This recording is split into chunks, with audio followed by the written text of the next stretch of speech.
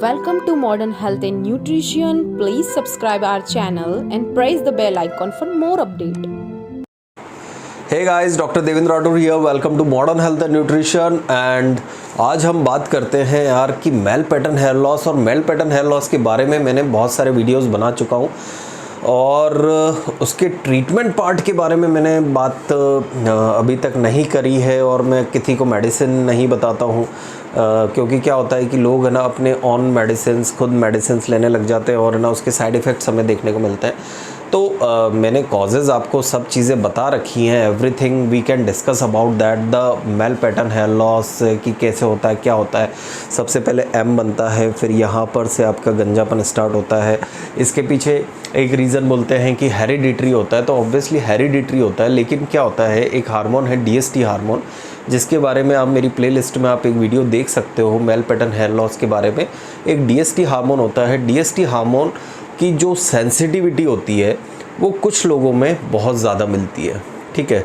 मतलब जैसे कि उन लोगों में ज़्यादा मिलती है जिनको वो वाली कंप्लेंट पिछले कुछ टाइम्स में या फिर जिनकी फैमिली में रन करती हो, ठीक है। तो इन दैट कंडीशन हमने देखा है कि उनमें ये वाली कंप्लेंट देखने को ज़्यादा मिलती है और वो लोग गंजेपन की शिकायत बहुत ज़्यादा लेकर आते हैं।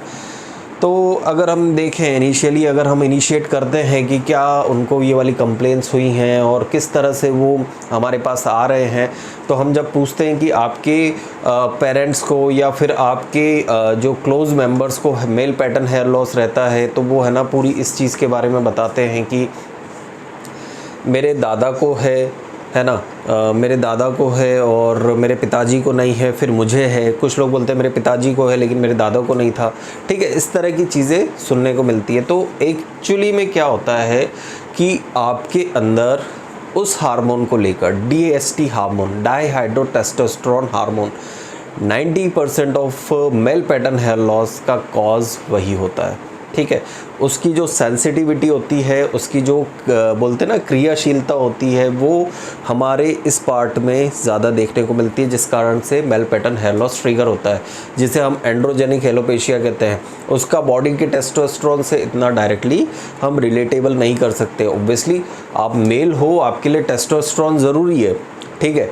कुछ मेडिसिन्स ऐसी होती हैं जो कि लोग लेते हैं और मेरे पास आते हैं कि हमने इतने समय तक ये वाली दवाई ली, इसकी वजह से उन्हें सेक्सुअल जो रहते हैं साइड इफ़ेक्ट्स हुए हैं, या फिर है ना उनको कोई आवाज़ से रिलेटेड या दाढ़ी मूंछ में कमी वगैरह ऐसी कुछ चीज़ें देखने को मिलती हैं, ठीक है। लेकिन क्या होता है कि ये वाली कंडीशन के लिए अगर आप ऐसा ट्रीटमेंट देना स्टार्ट कर दोगे जिससे टेस्टोस्टेरोन ही बनना बंद हो जाए, हार्मोनल मेडिकेशन स्टार्ट कर देंगे देना, तो फिर उस वाले केस में क्या करें, ठीक है। तो वो मैंने आपको एक रीज़न बता दिया है कि हार्मोनल कॉज इसका एक रहता है, DST एक रहता है। स्टार्ट कैसे होता है जनरली, अगर हम स्टार्ट देखें तो किसी भी पर्सन में दो तरह के एंड्रोजेनिक एलोपेशिया देखने को मिलते हैं। एक तो पैटर्न होता है, मतलब बिल्कुल एक पैटर्न आप मान के चलो, ये एक फ़ोटो दिखा रहा हूँ मैं आपको, एक बिल्कुल पैटर्न की तरह चलेगा। आपकी इनिशियल स्टेज में आपका M पैटर्न बनेगा, दोनों साइड से आपके बाल गैप, ये जो भरता है, मतलब ये गैप रहता है, ये पूरा खाली हो जाता है। फिर यहाँ पर धीरे धीरे गंजापन स्टार्ट होता है और फिर पूरा ये कंप्लीट हो जाता है। ये साइड के बाल जो रहते हैं ये आपकी लाइफ टाइम कहीं नहीं जाने वाले। तो कंडीशन देखने को यही मिलती है ना।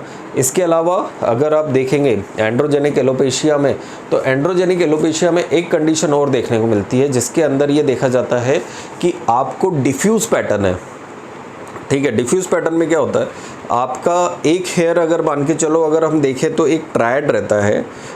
हम जब माइक्रोस्कोप से देखते हैं, एक हेयर रहता है, उसके पास से 3 हेयर निकलते हैं, फिर थोड़ा गैप रहता है, फिर थोड़ा गैप रहता है। उन लोगों में क्या होता है, उस ट्रायड में से हो सकता है वहाँ के हेयर थिन हो जाते हैं और गैपिंग जो रहती है, ये अगर किसी में हेयर की ये सिचुएशन है तो गैपिंग ये हो जाती है, ठीक है। मान के चलो उसमें दूरियाँ बढ़ जाती है, एक एक फॉलिकल्स में दूरियाँ बढ़ती जाती हैं, तो उस वाली कंडीशन को हम डिफ्यूज़ पैटर्न बोलते हैं। लेकिन उसके पीछे भी रीज़न हमारा DST ही आता है, ठीक है। तो कंडीशन दोनों सेम है, दोनों कंडीशन का ट्रीटमेंट सेम रहता है। तो उस वाली कंडीशन में हम क्या करते हैं, हम उसके अंदर आपको पूरा DST ब्लॉकर या फिर DST से रिलेटेबल ट्रीटमेंट स्टार्ट करते हैं। होम्योपैथिक में बहुत सारी मेडिकेशन है, मदर टिंचर्स रहते हैं, होम्योपैथिक मेडिसिन रहती है, अर्निका रहता है। अर्निका का एक बहुत अच्छा रोल रहता है बालों की वाइटलिटी पर, वाइटलिटी मेंटेन करना।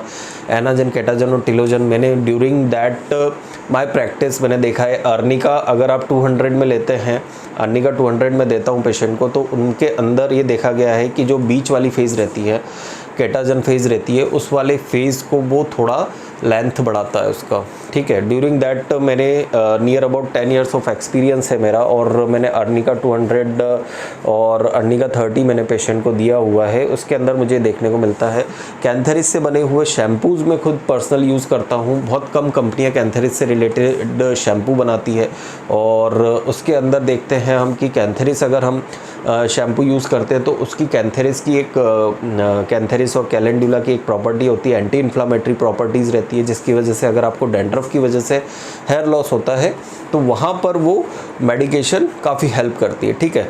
एक मेडिसिन बहुत ज़्यादा अभी हम पर्टिकुलर में अगर देखूँ तो मैं यूज़ करने लगा हूँ, ठीक है, लेकिन वो ऑफ लेवल मेडिकेशन है और काफ़ी सेफ मेडिकेशन होती है, और DST ब्लॉकर में हम उसका यूज़ करते हैं, ठीक है। जैसे कद्दू के बीज हो गए, ठीक है, कद्दू के बीज से बना हुआ मदर टिंचर्स रहते हैं, ठीक है। और अगर हम बात करें कुछ ऐसी मेडिकेशन जिनके अंदर देखा जाता है कि DST ब्लॉकर ट्रीटमेंट प्रोसीजर, मतलब DST ब्लॉकर उसकी टेंडेंसी होती है, तो क्या होता है कि हम पर्टिकुलर क्या होता है कि DST को हमें टेस्टोस्टेरोन को DST में कन्वर्ट करने से रोकना है पर्टिकुलर। तो अगर आप उस चीज़ को आप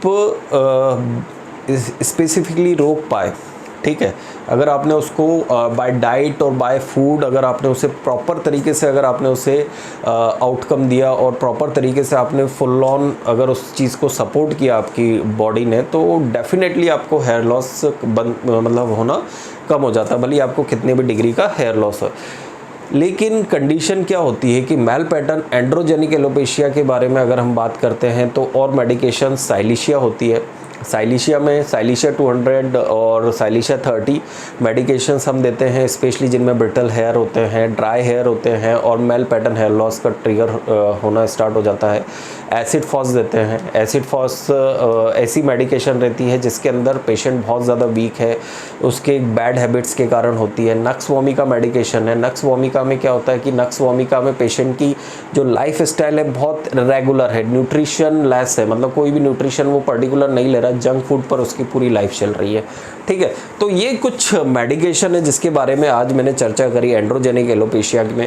और ऑब्वियसली आप एंड्रोजेनिक एलोपेशिया तो आप जानते ही हैं कि उसे ट्रीट करना कितना हार्ड रहता है और कितना उसके अंदर अलग अलग पेशेंट में अलग अलग हमने मेडिकेशन देते हैं, ठीक है। अब जैसे मैं आपको एक केस बताता हूँ, जैसे ये वाला ये हमारे क्लिनिक का केस है, ठीक है, ये वाला, ठीक है ना, ये वाला क्लिनिक का केस है। इसके अंदर हमने आर्निका और कैंथेरिस यूज़ की हुई है और एक पैटर्न हेयर लॉस मैं आपको ये वाला बताता हूँ, नियर अबाउट आप मान के चलो ये वाला केस होगा 6 ईयर ओल्ड, ठीक है। विद इन 3 to 4 मंथ्स के अंदर इनको रिजल्ट आ गया था और मैंने सिर्फ और सिर्फ इनको साइलिशिया 200 के डोजेस दिए थे, ठीक है। तो आप है ना पर्टिकुलर क्या होता है ना कि एक मेडिकेशंस होती है, ठीक है, एक मेडिकेशन के आउटकम होते हैं, मेडिकेशंस की पिक्चर होती है कि वो किस पेशेंट पर जाकर सूट करेगी। तो आप ये देखकर मत आप स्टार्ट कर देना कि मुझे इस तरह के हेयर लॉस हैं तो मैं ये वाली मेडिकेशन में स्टार्ट कर दूं, ठीक है। तो बेसिकली यही कहना था मुझे कि आप है ना कोई भी मेडिकेशन मैं अपने चैनल पर नहीं बताता हूँ, क्योंकि लोग है ना सेल्फ ऑन ट्रीटमेंट स्टार्ट कर देते हैं।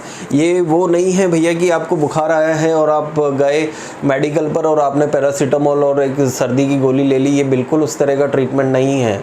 होम्योपैथी बिल्कुल डिफरेंट रहती है, डिफरेंट पर्सन्स के लिए डिफरेंट टाइप्स ऑफ मेडिकेशन रहती है।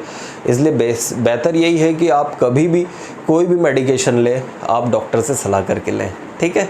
और आप चैनल को सब्सक्राइब करिए और जो भी आपको क्वेश्चन हो relatable male pattern hair loss, क्योंकि हेयर लॉस को ट्रीट करते करते मुझे नियर अबाउट 10 to 12 ईयर्स हो गए हैं। During that my study and after that I completed some sort of diplomas in particular areas.